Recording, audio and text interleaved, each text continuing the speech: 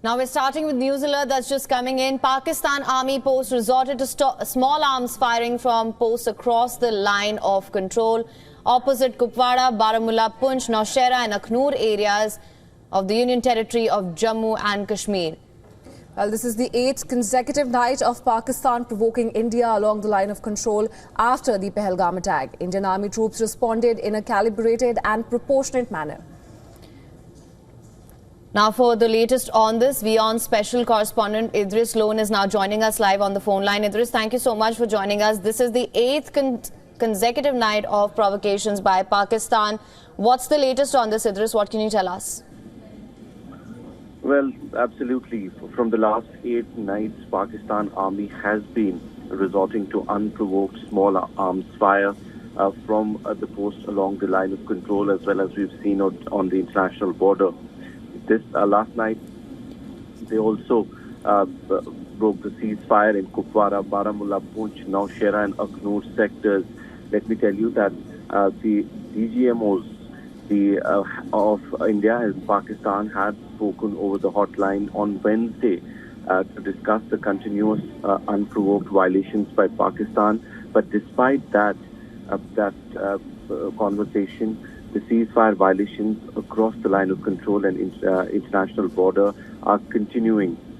The Indian DGMO reportedly had warned his Pakistani counterpart in that conversation against the violations, but it seems nothing has changed on the ground. We've seen from the last 8 days, there have been some infiltration attempts as well from across the border.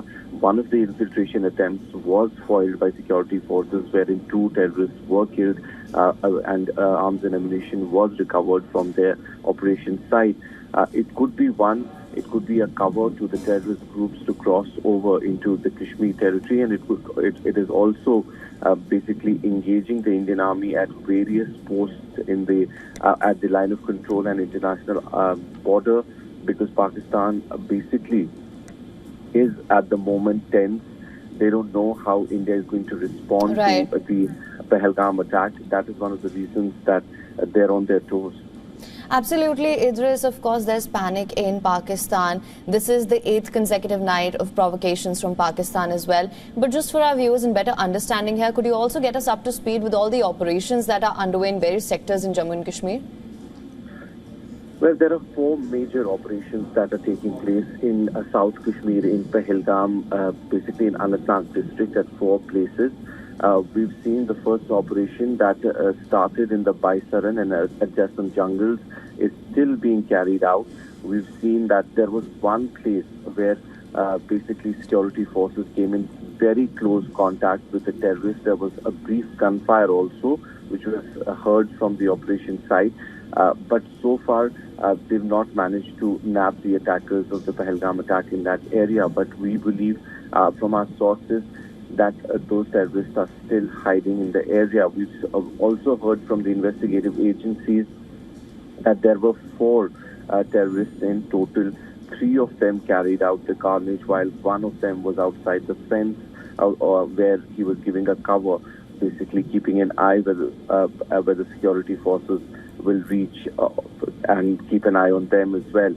So what we have also heard that there were around a dozen, 12 to 15 over-the-ground workers who were in constant touch with those terrorists. These terrorists also had done a recce of other tourist spots in the month of March. They've gone to Gulmarg, which is very close to the line of control, but due to the high security, they could not carry out the attack in Gulmarg. Then they went to Pahalgam, and also there, we believe they've done a recce of 3 places. It was Betab Valley, Adu Valley and Baisaran, because Betab Valley and Adu Valley has security presence. That was one of the reasons that they did not carry out the attack there. Right.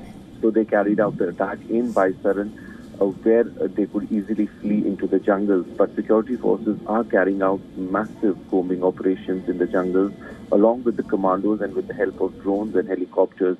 So it seems they're very inching closer basically to the terrorist group, and we'll have to wait and watch about that. Absolutely, Idris. We'll have to wait and watch how the situation unfolds going forward. Thank you so much for bringing us the latest on this for now.